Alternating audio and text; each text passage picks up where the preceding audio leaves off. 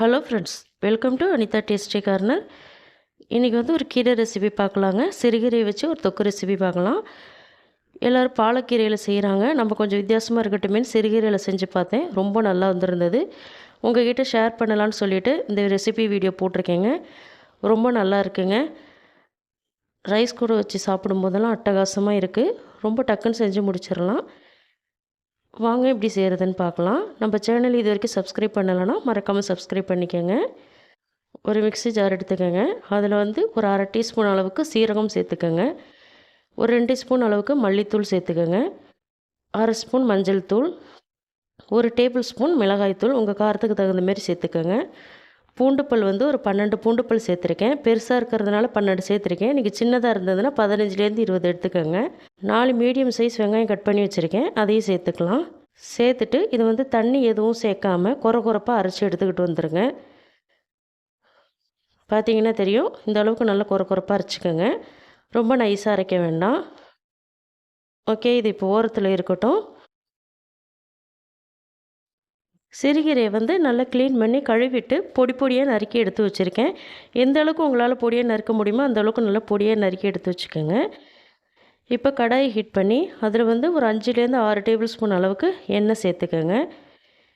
எண்ணெய் சூடானதும் 1 டீஸ்பூன் கடுகு சேர்த்துக்கோங்க. கடுகு நல்லா பொரிஞ்சதும் 1 டீஸ்பூன் சீரகம் சேர்த்துக்கோங்க.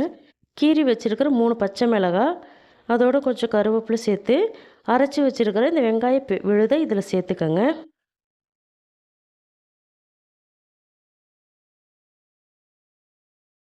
வெங்காய விழுதை சேர்த்துட்டு 1 நிமிஷத்துக்கு இந்த எண்ணெயிலேயே இந்த வெங்காயத்தை கலந்து விடுங்க. லோ ஃப்ளேமில் வச்சுக்கோங்க, ஹை ஃப்ளேமில் வைக்க வேண்டாம். கீரை ரெசிபி இதே போல் டிஃப்ரெண்ட்டாக செஞ்சு நம்ம சேனலில் அப்லோட் பண்ணியிருக்கோங்க. வேணுங்கிறவங்க டிஸ்கிரிப்ஷனில் லிங்க் தரேன், போய் செக் பண்ணி பாருங்கள். அதே போல் பொரியல் ரெசிபி நிறைய டிஃப்ரெண்ட்டாக செஞ்சு போட்டிருக்கோம், செக் பண்ணி பாருங்கள். இது இப்போ நல்லா கலந்தாயிடுச்சுங்க. இது ஒரு மூடி போட்டு ஒரு 5லேருந்து 10 நிமிஷத்துக்கு லோ ஃப்ளேம்லேயே குக் பண்ணிக்கோங்க.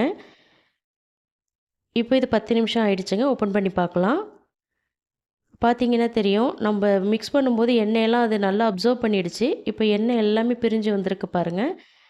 இது இந்த அளவுக்கு நல்லா குக் ஆகணுங்க. எண்ணெய் பிரிஞ்சு வர அளவுக்கு நல்லா குக் ஆகணும். இதை இப்போ நல்லா மறுபடியும் கலந்து விட்டுக்கலாம்.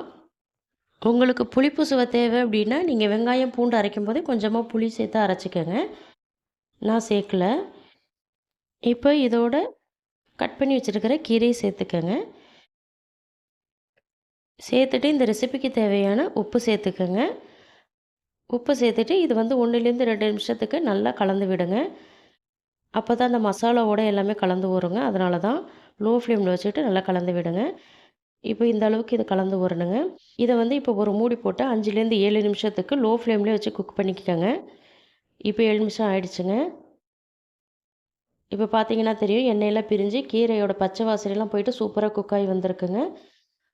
இது வந்து நீங்கள் நல்லெண்ணெயில் செஞ்சீங்க அப்படின்னா ஒரு 2 நாளைக்கு நீங்கள் ஸ்டோர் பண்ணி வச்சுக்கலாம்.